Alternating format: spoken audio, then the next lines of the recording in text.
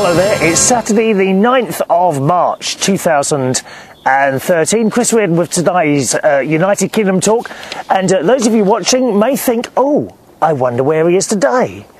I am in Bracknell Forest, well, Swinley Forest to be correct, surrounded by the trees and the birds sing. Can you hear the birds singing? Listen. Listen. How quiet is this? I love it. I love it in the forest, absolutely love it. I did post a little picture of me in the forest the other day. I came up as well, I think it was Sunday I came up here, and I posted a little picture on Facebook. And people, I don't know, people don't seem to see it for the beauty that it is. Marge sent me a little message on the Facebook telling me that I look devious in the forest. Do I look devious? Do I actually look devious? Well, see, you missed this. If you're not on my Facebook, you miss all this. My Facebook username is Chris Reardon UK, if you want to join me on that, okay? Facebook.com/Chris Reardon UK is my Facebook name. We also have a Twitter, same.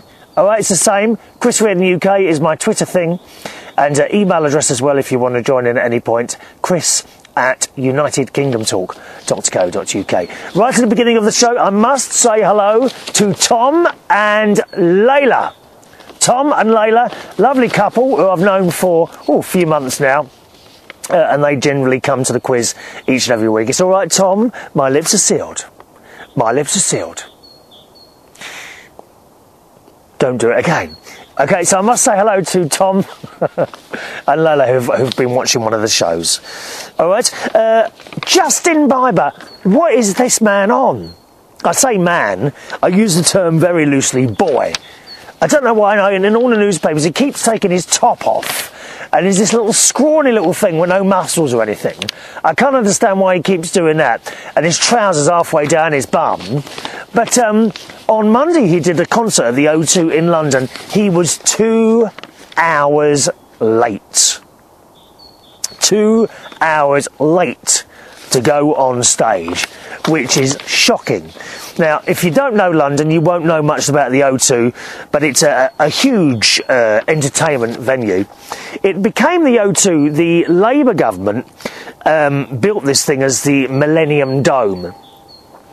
And it was created for the Millennium and the various exhibitions and things. I never went while it was like that.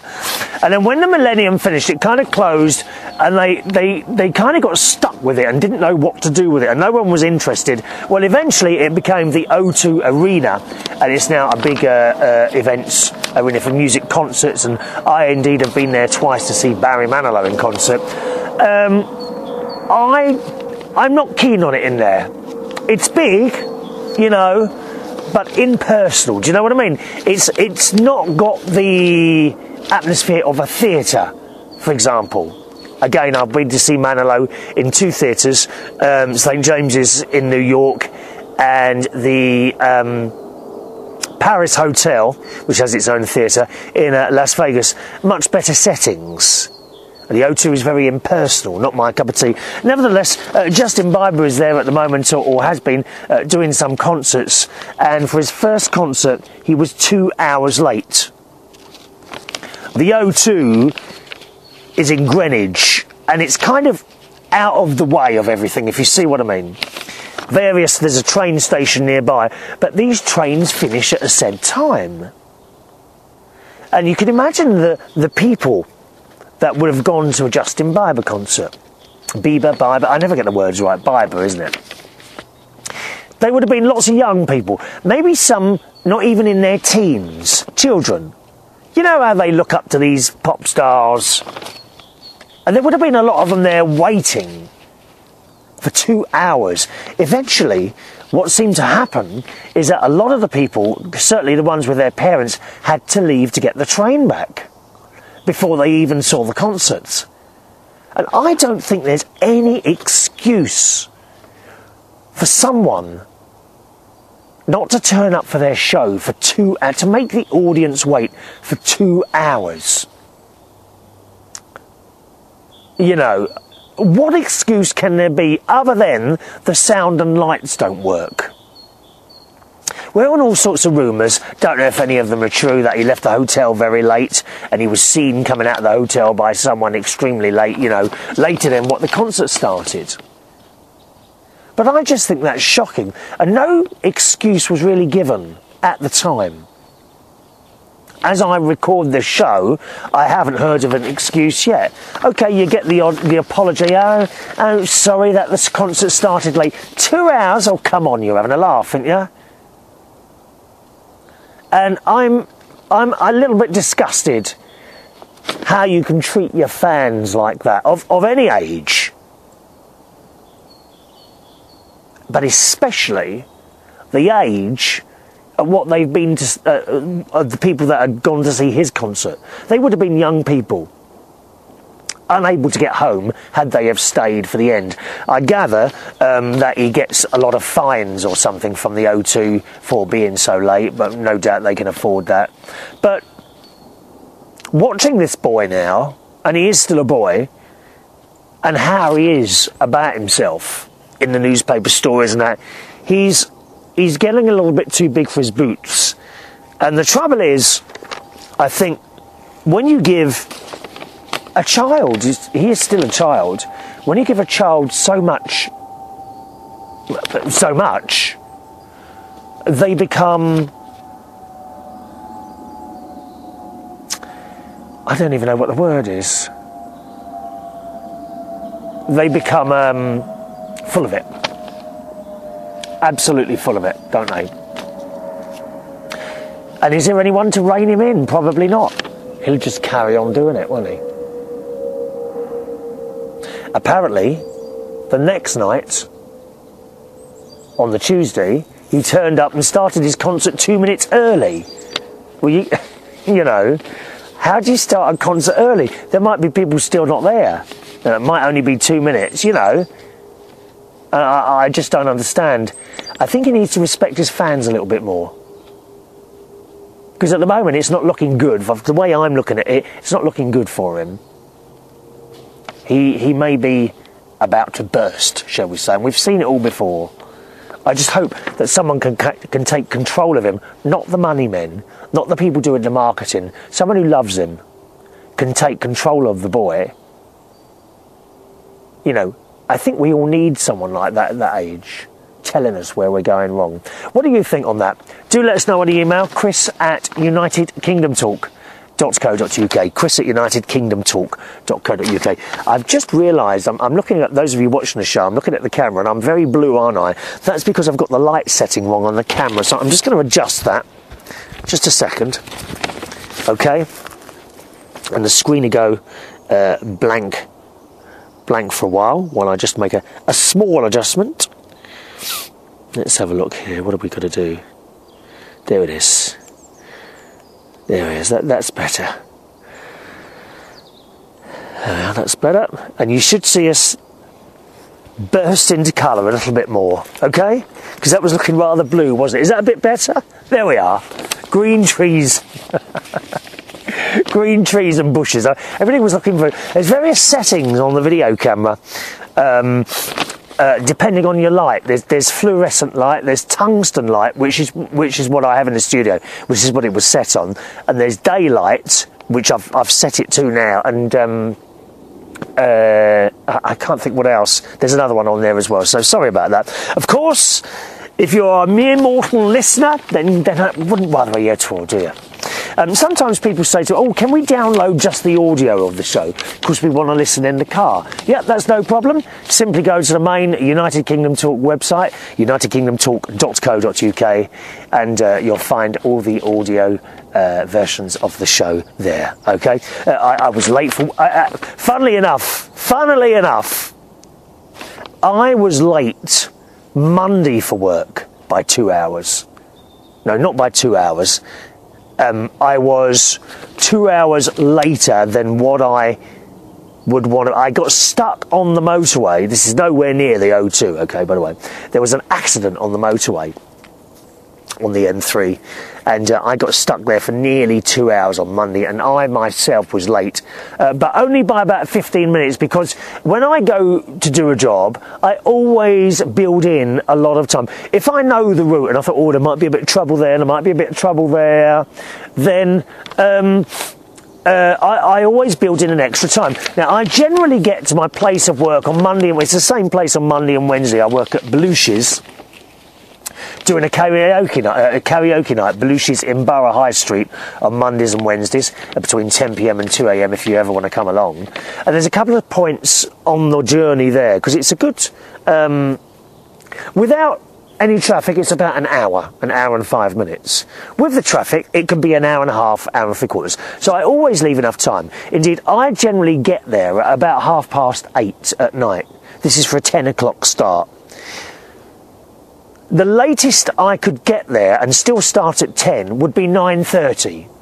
Okay, so you can see that I already build in an hour just in case I get stuck anywhere, but I usually always get there at half 10. So, of course, with the extra time that I got stuck on the motorway, but taking away the hour, I was only 15 minutes late, so it wasn't too bad. When I say 15 minutes late, I got there at 10:15. Right, I should start at 10, and I think we eventually started at about 25 to 11, so it wasn't too bad. Oh, nightmare traffic on the M3. It really was. I hate traffic. Don't you hate traffic? Where are they all going? You know, do you ever sit there when you're in traffic somewhere, where is everyone going today? Where can you be going that's more important than the journey I'm taking? Do you ever think that? I bet you do. Worst traffic jam. Here's the worst traffic jam I had was, oh yes, going to my sister's one Friday afternoon. There's a part of the journey that should take about 40 minutes going around the M25, and it actually took 5 hours. Oh, it was a nightmare. You know, turn off the engine and sit there like a lemon. It's just awful. What's your worst traffic jam? Have you ever been anywhere sort of hours? Where were you going? What was the cause of it? Do let us know on the email, okay? chris@unitedkingdomtalk.co.uk. I had, talking of karaoke, I had the best Sunday karaoke this week. I've been telling you that the one in Camden, Belushi's, I do karaoke at Belushi's in Camden High Street on Sundays between 8 p.m. and 12 midnight. That one has been going very well, and indeed last Sunday, it was just awesome. Fantastic. Well, it's a that's Britney Spears saying that, isn't it? Awesome. Awesome.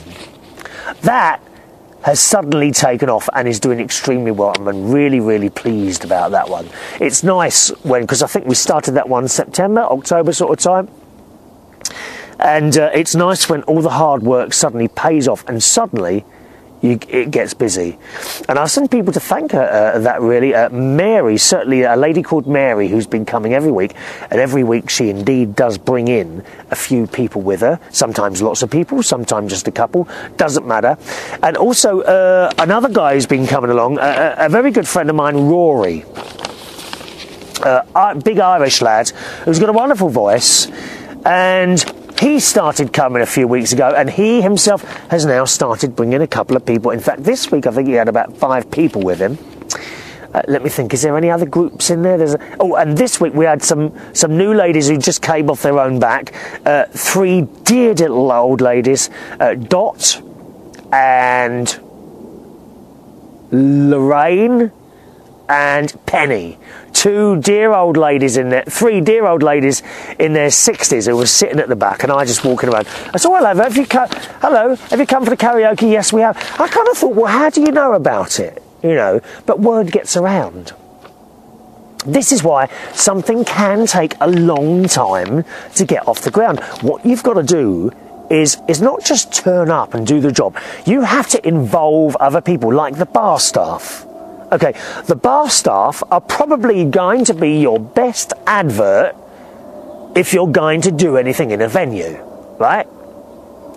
So say you're there Saturday night. The bar staff are there Monday through to Sunday. Okay, so on Monday, someone goes up, oh, can I have a pint of lager? Yep, there you go. The barman would say to them, oh, by the way, are you coming to the karaoke on Saturday? Member of customer. Oh, is there karaoke Saturday? Barman, yes. Starts at 8 o'clock. Oh, great, we'll be here. That is absolutely your best advert for the barman or bar ladies to become involved and tell the customers when they buy a drink. You can put posters up. You know, it's all good putting posters up. A couple of people will see the best pictures. Best places for posters to advertise nights are absolutely on the back of toilet doors, okay, and above urinals in the men's. They are the best places for posters because you're sitting there, you know, when you're sitting in the toilet, and, oh, what's that on that poster? Think about it, it's true. But you can't beat barman telling people who are buying drinks that there's going to be a night on so-and-so, you know, I mean, you know, it's the best way to do it. Flyers are all right, but I don't think you can beat someone physically going and telling someone that there is a night happening. Okay? So very good. I'm very pleased about these Sunday karaoke. And just a couple of people I wanted to thank there. Mary, who watches the show sometimes, and my dear friend Irish Rory. Kat's been waking me up a couple of mornings this week. I made the mistake because we've had some lovely weather. Indeed, that's why I'm sitting outside. You know, it's relatively warm. It's about 14 degrees today, centigrade. I don't know what that is. Probably about 65 Fahrenheit. It's much warmer than it has been. But foolishly, a couple of mornings this week, I've left the curtains open because I like to wake up and then, like, you know, if it's a bright day, the sun doesn't come through my bedroom, but it reflects off the trees and you can see it's going to be a sunny day and it's all nice. And it's nice to wake up like that. Unfortunately, it wakes up the cat way before me, and she starts meow. You know, like the sun's out. She's telling me to get up. Meow, meow, meow. She's telling me to get up because the sun's up. You know, and this is like 6 in the morning. And I'm like, oh, go back to sleep, woman. You know, I get up at about 9. 6 is far too. Remember, I've only got to bed about 4. Meow, meow. Meow, and then she might give up and go downstairs, and you hear the footsteps on the stairs, don't you? Plod, plod, plod, plod, plod, plod, plod. A couple of minutes later, she comes back up, and the pause on the stairs, the noise is different going down to coming up. Coming up, it's pop up, pop up, pop up, pop up, and going down, it's pop, pop, pop, pop, pop, pop. She must go up.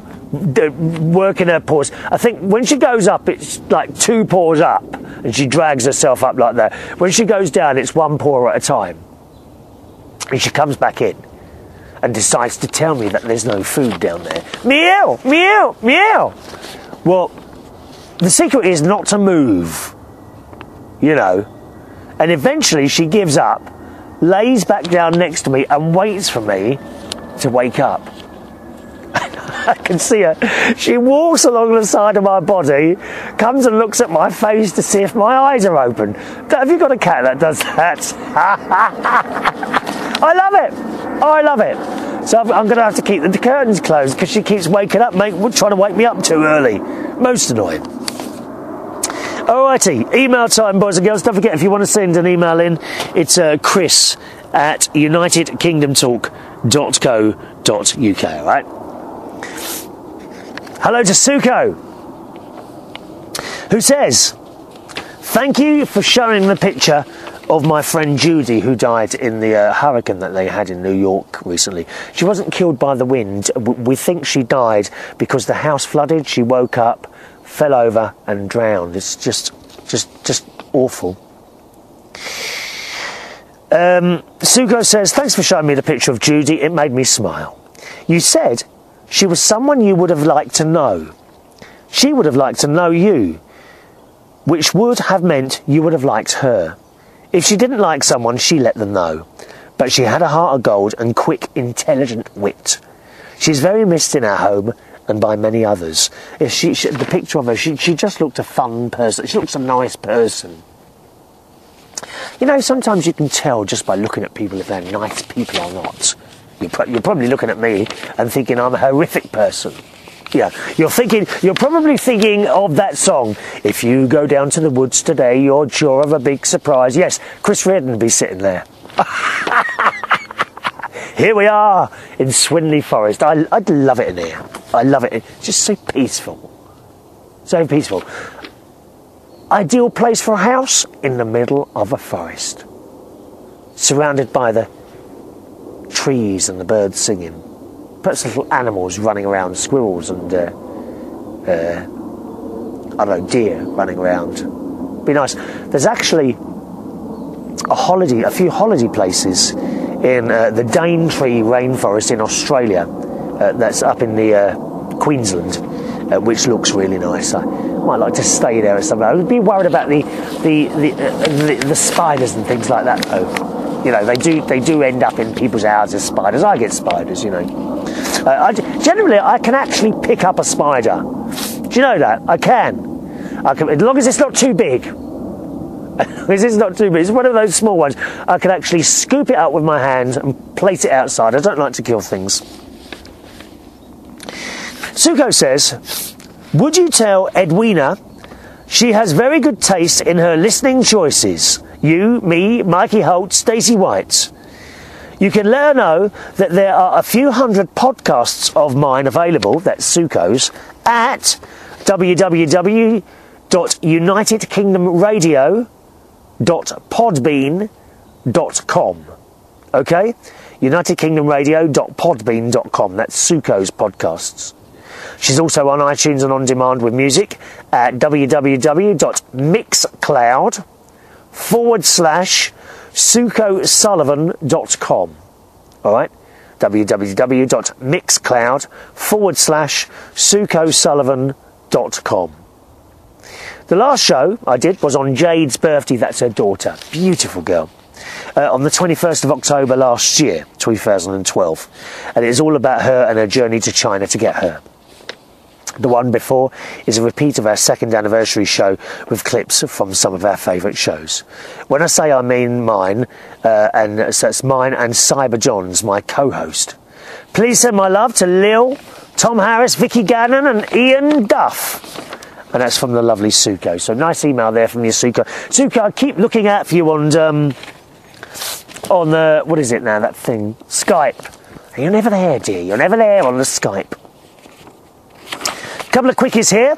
Hello to Mary45 or 45s. Mary45s. Hello, Mary45s, who's recently become a subscriber on YouTube. Who says on the subject of the chocolate biscuit, she shouldn't talk with your mouth full. Oh, I'm sorry, Mary. I've been told off by Mary. Mary, where are you? What do you do? Do let us know. We like to share all about our lives on this show, right, my darling? Send us an email and tell us all about yourself. Chris@unitedkingdomtalk.co.uk. Wendy, another fanalo, writes and says, hubby had a listen to your show today and enjoyed it too as well. That's what we like. Sharing it with the whole family, Wendy. Share and share alike. Marge writes on the subject of that splinter. You see, I had made a little operation on my finger and removed a splinter. She says, as long as the splinter hasn't come out the other end, I wouldn't mind. Oh, that would be painful, wouldn't it? Oh, I don't know that. Oh, imagine a splinter going through you.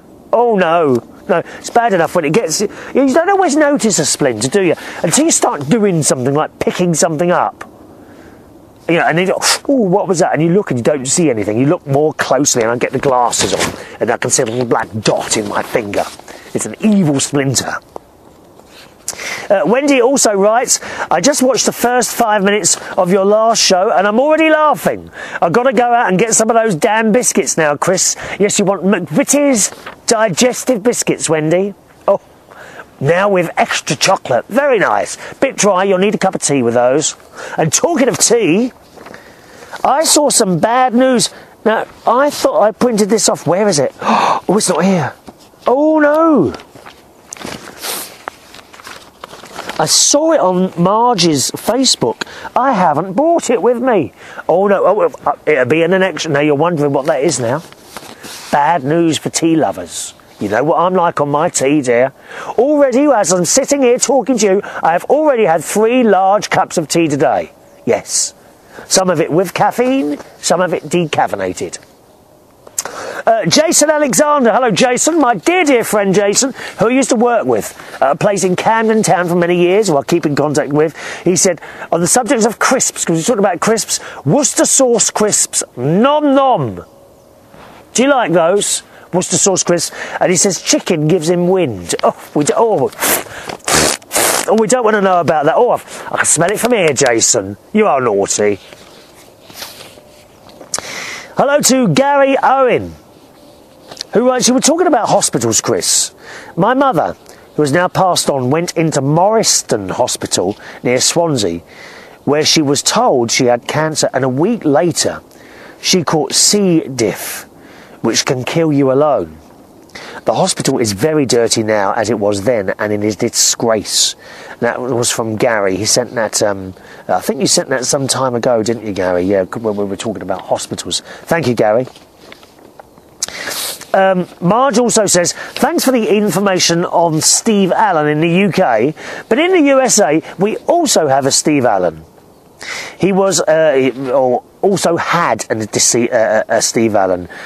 He died on October the 30th, 2000. He was an American television personality, musician, composer, actor, comedian and writer, which is a totally different person. But I'm going to see if I can get the ones you were talking about. Thanks so much from Raj. Yes, do have a look on Steve Allen. Is an LBC radio presenter. Find out about him, lbc.co.uk, and look for Steve Allen, one of the presenters there. All right? I was, let me see here. I was a little bit naughty this week. I keep seeing on Facebook people holding up signs of, like, you know, I can hear a dog bark. It sounds like there's a dog coming this way, boys and girls. Oh my God. I hope it's not going to come and interfere with my programme. Yeah, I've been making, I've seen people making little signs. You know, and they hold it up to a camera and take a picture, and it says, click like here and I will do this, or click like here or I will do that. Well, I've done one. You know my hatred. It's horrible, but I can see the dogs over there now. Oh, they've gone past. 1, 2, 3, 4, 5 of them. 5 dogs, followed by the owner. I wonder if she can spot me here. Will they come over and say hello? Anyway, you know my hatred for the programme The Only Way is Essex, with those completely useless, untalented, awful, completely vacuous people that are on that. So I've made my own sign here this week. Do you like this? And it says, every time you click like for this, the cast of Towie die a little bit more. Do you like that? Feel free to take a little screenshot on that and share that on your own Facebook walls, okay? Righty-ho, it's Robert in Iceland. Hello, Robert. Nice long email from Robert, who says, Dear Chrissy, there is a saying like there is nothing like an old fool, and never was more a true word said. Are you talking about me? Am I an old fool now at 50? Now, dear listeners, perhaps it might be that with entering the over 50s club a few years ago, I should add that I first started noticing this tendency not to act my age, because Robert is even older than me. It's unbelievable, isn't it? There are people listening or watching this show who are even older than my young age of 50. Incidentally, 50 is the new 20, boys and girls. It really is. It really is. Robert says, now I seem hell-bent on proving to all and sundry that I'm in my 20s and, well, it isn't working. I'll give you an example. I was skiing the other day. Hey, it seems a shame not to make use of this snow. Rather you than, I hate skiing. I did try it a few times, didn't like that at all. And ice skating, I just straight over on the ice. Can't do that. Don't want to do it. Do you know what I mean? Don't even want to do it. Don't even want to do it. So there I was, doing, I would say, about 30 mile an hour downhill, when my eyes caught these young things who were obviously new to this sport. Time for me to show off, I thought. And so it was that this senile old fool started weaving from side to side, rather like James Bond in the films. Oops! Not good. Nothing good can ever come from this, and the Lord above must thought it's time to teach me a lesson. Hence, I found myself well past the point on the piste where I needed to start to turn to the left. No, dear friends, I did not make the turn. I shot through a bloody small gap between some trees and found myself heading towards the ski lodge car park. Not good. See, I'm not that stupid because I knew I had just done a stupid thing. There is logic in this somewhere, dear listener. Shall we say, I just sort of entered the car park rather quickly, but the speed had dropped now enough for me to execute an emergency sideways stopping action. Oh dear me. The action worked rather well, too well in fact. The upsurge of snow thrown forward from my skis covered some tourists from France. Good. You throw what you like at the French. I know you won't hear me complaining about that one, dear. My good heavens, you have never heard such words. The old chap looked like a snowman and his wife went screaming into the lodge, fearing an avalanche. The chap was most angry and came towards me, wishing, I think, to pass on some advice as to what to do with my skis. Well, I think that was it. However, he slipped on the ice and at the same time must have pressed the alarm button on his car keys. I have to say, I was most impressed with the sound that came from that BMW. His wife returned with the management. I knew Magnus, the manager, of course. He looked at me and I just shrugged. He asked what had happened. I said that the old chap must have had some sort of accident. I have to say that there was a stain starting to appear, and I need not be more specific. Perhaps it was a minor earthquake, I also suggested. Anyway, with my skis now over my shoulder, I placed them on the roof of the car and went into the clubhouse for a little snifter. I do wish those tourists had more of a sense of humour, and that's from Robert. I don't think that would be all tourists, Robert, because I would happily stand there and laugh had that have happened to someone else as well. I think it might be a problem with the French. I do. Not the greatest sense of humour. What do you think? Emails, please. Chris@UnitedKingdomTalk.co.uk and Twitter as well. Twitter username is Chris Reardon UK. Thank you for that wonderful email there, Robert.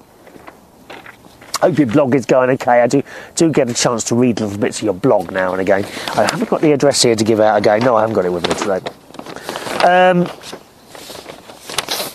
So, nice email here from Marge. Nice long email from Marge, who says, brightest blessings, Chris. And she writes this on Sunday and it's sunny. Nice day, actually. Bit windy, though. They say we're in for some snow. Oh, you haven't got more snow, have you? I hate it. I hate the cold. I hate the cold. I can't sit in this forest and do this sort of thing, you know, when it's cold, can I? We're in for some snow Tuesday, but they said that a while back and it missed us, so we shall see. My heating bill was about $85 this month, actually down from $120 last month. So it's getting warmer weather, at least not to run it. You were asking about air conditioning, and as I have one, I will reply. Yeah, because I said about the subject air conditioning, I have a unit and it's gone wrong twice and it's been the same fault each time. A little board in there has gone wrong and they come and replace it. It's 200 quid. So, and it lasted about 3 years and then it went again. So I'm wondering if you're supposed to run the air conditioning in the winter. You know, maybe for 10 minutes or so, a couple of times a month. I don't know. So I was asking that. Marge says, I have a small window unit in my fifth wheel camper that I use, and I do not run it in the winter as there is no need. I have never read that you needed to run them at all, but I have recalled something about running them in your car, which is different. In the car, you run it so that the coolant gets circulated, but that's not the case on my air conditioning at home. It's only a small unit, and it only does like one large room. I do not call the upstairs part of the camper. I was thinking about your solar panels and checking into it, but was wondering, since I live in such a stormy area with extensive winds, sometimes are they durable during storms? Do they have a way of letting them down or latch down during rough weather? I was thinking of having them mounted on my roof of my camper. Would really help to save on the electric bills. Well, my solar panels, Marge, are attached to my roof, and they are bolted to the roof so that they are flush with it. So the wind can't really get underneath them and pull them up. They have become part of the roof. So, I don't know, Marge. Do you get a lot of sunshine there? That's what you need. You need a south-facing roof and lots of sunshine. You know, but they are expensive, Marge. They're expensive to put up. But once they're put up, they generally don't need... They say they don't need any maintenance at all. Although I tend to get up on the ladder and I clean them once or twice a year, usually, with a long brush thing. And I'm 2 stories, I am, so, you know, I'm right at the top of the ladder, and I don't really like it up there, but, you know, I like to try and keep them clean. Marge says, I was curious, if your clothes that Ron threw out were not in that bad a shape, and if you considered donating to a local Goodwill, that's what we call it here, where homeless or low-income people can use them. I know you're into all kinds of things like helping animals, but anything from plastic bottles to recycling, I thought you might be into as well. Also, those clothes, if they were still wearable, even if they were out of fashion, would help out someone in need. Yes, I do all recycling, Marge. Cardboard, tins, plastic bottles. We recycle a lot here now, and I do as much recycling as I want. And indeed, with clothes, we have clothes banks, and you just put all your clothes in a bag, and you put them in one of these clothes banks, and they go away to help someone else. So yes, I do recycle all these things. All right, Marge. When you put up your Barry Manilow calendar, it had a very bright reflection hitting the camera, but I noticed you didn't have it on the preceding video, so it must have gotten moved a bit.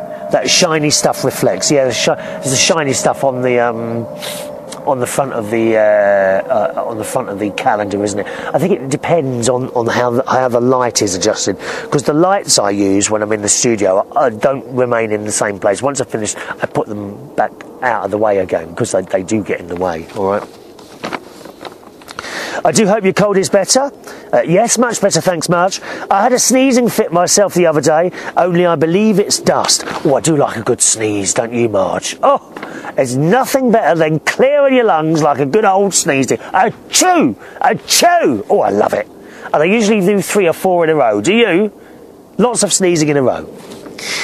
I went through the entire house, top to bottom, with pine oil, and it's much better now. Have you ever considered a room purifying system? It sucks in the bad air and puts out the fresh air. Or perhaps you have one already. No, I have my windows open a lot, Marge. I like to have my windows open. I work for a lady who really has bad allergies, and since she has got one of these, she sleeps well at night. I think it was like $300, but they have smaller units depending on size of room you use it in. Funnily enough, my friend has bought one of those. This large, it's like a large refrigerator really, and ever since he put that in, his asthma has been a lot better. He sleeps well at night now, so that might be a thought, although I don't really have that too much of a problem at the moment, to be honest. Asthma isn't too much of a problem at the moment.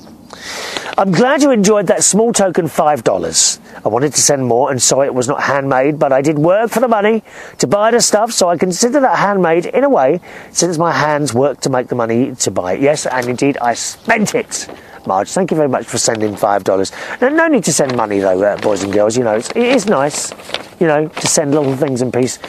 I certainly would never ask you to send money. I think that's wrong, but it was very kind. Thank you, Marge.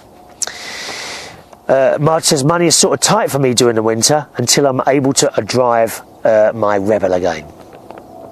Have you ever thought of riding a motorcycle to work? Yes, I have, Marge, but on Monday, Wednesday, Thursday, Saturday and Sunday, that's 5 days out of the 7, I carry around equipment, like a TV monitor, sometimes speakers, microphones, and I wouldn't be able to get those on a bike, so it's not really viable for me. But yes, indeed, I have indeed thought about a motorcycle. I'd weave in and out of those cars, wouldn't I then? I know you bike and drive. I've got my bicycle. I've actually got my bicycle. I cycled up here into the forest today. I look at Google Maps and I see a lot of small scooters parked along the business lines. Yeah, a lot of people use those scooters, don't they? Well, I can't think of anything more to say today. Just have a great day. I look forward to more videos, and in your garden especially. I'm looking forward to getting my own garden up and running as weather permits. And that's hugs from Marge. Yes, as weather comes along, we'll be outside more, I hope. Lots in the garden. I always like to go in the garden. And now and again, I like to come somewhere different. I did do, I think about 3 years ago, I did a little video in front of the sea. I actually had done a couple in front of the sea. Didn't I do one in Australia in front of the sea? Oh, gosh, I can't remember now. I think I might have done. Well, it might have been an audio-only one. I think it was an audio-only one. We did that in front of the ocean where I was staying at a place. And about 3 years ago, I did one in front of the sea at Hove, which is next to Brighton, quite near where Fag Ash Lill lives, who used to write into the show regular. Finally today, from James, who writes, "Hi Chris, you were talking about radio. Looks like the BBC are making a lot of cuts to radio. The local radio services have been hit the hardest." Yes, BBC London now unfortunately has no presenters overnight. And I have to say, you know, you should have heard the people on LBC harking on about how good their listening figures have suddenly become. Yet the reason for that is because Radio London now no longer has overnight shows, so they've kind of given them the audience. It's just ridiculous. They've given them the audience, you know. I thought the same as you. Is there going to be any significant saving in it? Not with local radio? No, not at all. Local radio is a very, they don't take out much money from the big pot in the scheme of things at all. It's television that uses up the pot. I mean, it really does. They are getting desperate. It was on the cards for a couple of years. They were even going to shut down BBC Asian Network and BBC Six Music, but there was quite a lot of protest against it, and it was stopped. Good job as well. As for Capital FM, it was a great station here in London many years ago with Chris Tarrant and a lot of other big-name personality DJs, but they've all gone now. I tune in a couple of times to Capital, and it's sad to hear the way it's gone. And a lot of music stations here in London have gone the same way. As in, I know what you mean by that. They just play the music, and there's not much personality from the DJs at all. And those DJs that do talk a bit, a lot of them are very... They talk, but there's no personality. You understand what I mean? And it's very fake. It's very it's very fake, and it's very false. How would I explain it? You know, someone rings up, "Oh, hello, Julian, how are you today? Oh, that's really good news." And it's just so totally fake. And I see straight through it. I'm sure other people do as well. That's when they're allowed to talk. Most of the time it's just music. You might as well have a CD on. Why bother listening to a radio station when you've got no personalities on it? That's what I think. Anyway, it's very different now to when I was a child. As for talk radio, it's very impersonal now. It's so bad, it made me look for better, and that's why I came across your show. And thank you, James. That's what I try to create here is a friend. You know, your friend. I try to be as natural as I can, you know, sitting here just chatting away about this, that and the other. I hope I don't put on anything. Do you know what I mean? I hope I don't try and become fake or false. If that was to ever happen, if I thought, oh, that's a bit false and fake, and if it carried on, then there's no point in doing it, to me. I think there's a big gap in the radio market in the UK for a personality-led radio station. LBC, apart from Steve Allen, LBC has become very newsy. You know, it's always talking about the news. We don't always want to talk about the news, do we? We want to talk about normal things in life. I don't know, how do you brush your teeth? What did you have for dinner today? The same as you would go out and talk to friends. I did, a couple of years ago, try and create such a radio station myself. It was called United Kingdom Radio. But it was fraught with technical problems, and it really stressed me out trying to run this thing. And then you got into the problems with various people's personality clashes, you know, where one would say one about someone and one would say something about someone else, and one wanted to do it this way and one wanted to do it this way, and it was too much. You know, it was just too much, so I thought, no, I'm not doing it. So I decided to come out, and you're better off on your own and just doing it on your own, you know. And the various other people also decided, okay, well, let's do our one on our own. And that works better for all of us, I think. It really did. I would never want to run that again, but I'd like to see one. I'd like to see a personality-led radio station where people can come on and just talk about what they've been doing, to become someone's friend. LBC was like that at one point, but it's very newsy now. It's very newsy, and it's more of Clive Ball's on there. He comes across still as like the friend, you know, but it's mainly talking about news things and that, and they've moved away from that kind of friendly banter that I hope I create on here. So thank you for that, James. I'm very glad I found your show, and I found some other great internet talk shows through you. I think the internet has got a lot of potential still for talk radio, as it seems less restrictive. Yes, we need some people to come on and create a personality-led internet radio station, perhaps. Look, and here goes James, exactly what I've been saying. As for LBC, it's become very news-orientated to me. It's now very repetitive. You say about some of the presenters being boring, but I feel some of them are just trying their best under the impossible. I feel some of the presenters are geared towards a more relaxed show, but have to go with news items. You were talking about guests Clive Ball used to have, he had a wonderful show at night time. And Clive Ball used to be on between 7 and 10 p.m. It was a really good show. But he was replaced with... he left. No, he wasn't replaced. He left. He has come back now. I think he's on Sunday nights. He just does one show, or maybe two shows on Saturday or Sunday, or maybe just one on Sunday. I don't know.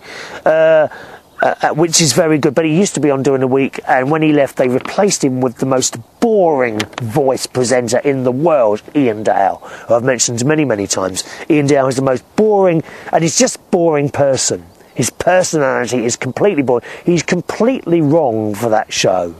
He absolutely is. He really is. You know what he's doing?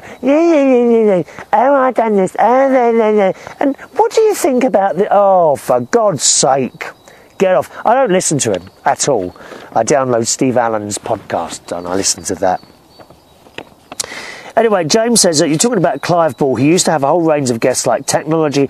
Barry Fox, that was it, Barry Fox. And of course, Eric Wiltshire. I think he did, he was technology guy on Steve Allen's show. Eric Wiltshire, a friend of mine. And Michael Van Staten did the health, I remember Michael Van Staten, he was very good. So if you had a health problem, you would ring Michael. And Dennis Furnell did wildlife. Don't remember Dennis Furnell. Clive did a story called Murder After Midnight, and Clive even had Peter Cook on as Sven's from Swiss Cottage. I remember those shows were damn good. Sorry if it's nostalgia trip, but you were talking about radio. It brought back some good memories of radio, and that's from James. Yes, there were some great shows on LBC, but someone took over. I think the name of the company is Global, who owned lots of radio stations, and then decided to become more news, and so that's it. But there's definitely a gap there for a personality-led talk radio station. Maybe there's one around. Maybe you want to have a look on the internet for us, James, and see if you can find one. All right, that's it from the show today. I hope you've enjoyed this one. It's quite nice to come out in the forest and sit here. It's not really cold at all. It's nice. My email address once again is chris@unitedkingdomtalk.co.uk. You can also find the show on iTunes. Okay, just type in United Kingdom Talk on iTunes and you should find it there in the podcast section. You can subscribe to either the talk show, the audio only version, or the video version as well. Okay, I'll see you on the next show. Thanks for watching and listening. Bye bye.